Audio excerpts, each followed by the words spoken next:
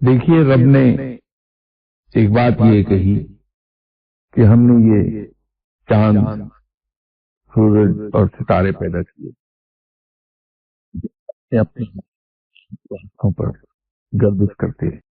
Science آج اس نتیجے پر پہنچی چلی آئے گی کہ جو جو انسانی ذہن ارتقا ہو رہی ہے، جو انسان کا علم بڑھ رہا ہے، وہ اسرار کائنات کو پاتا چلا جا رہا ہے. اسی طرح انسانی جسم کی ارتقا کے ہیومن بایولوجیکل ایولیوشن جو ہے اس کے بارے میں بھی تھیوری اب چینج ہونا شروع ہو گئی.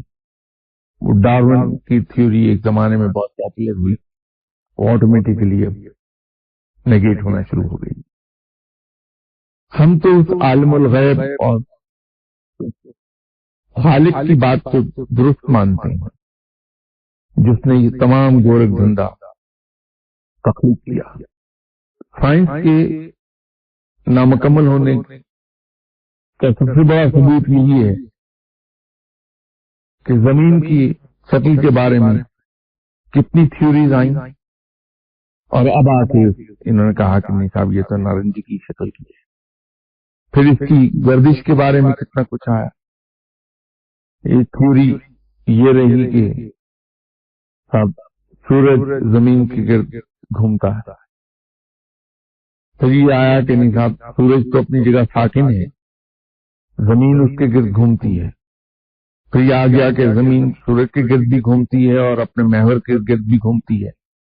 اب لیٹسٹ یہ آ گیا کہ نہیں یہ جتنے پلینٹ ہیں یہ سب اپنی اپنی جگہ اپنے اپنی آربٹ میں گردش میں ہیں اور اس کی ایک خاص ترتیب ہے.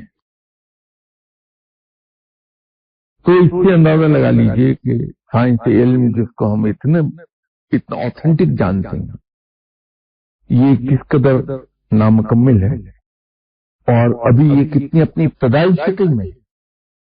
تو یہ آہستہ آہستہ سائنس یہاں بھی آ پہنچے گی کہ انسان اسی شکل میں پیدا ہوا تھا. صرف قد کاٹ میں فرق تھا کہ قد لمبے تھے، عمریں طویل تھی، لیکن وہ انوائرمنٹل ایفیکٹ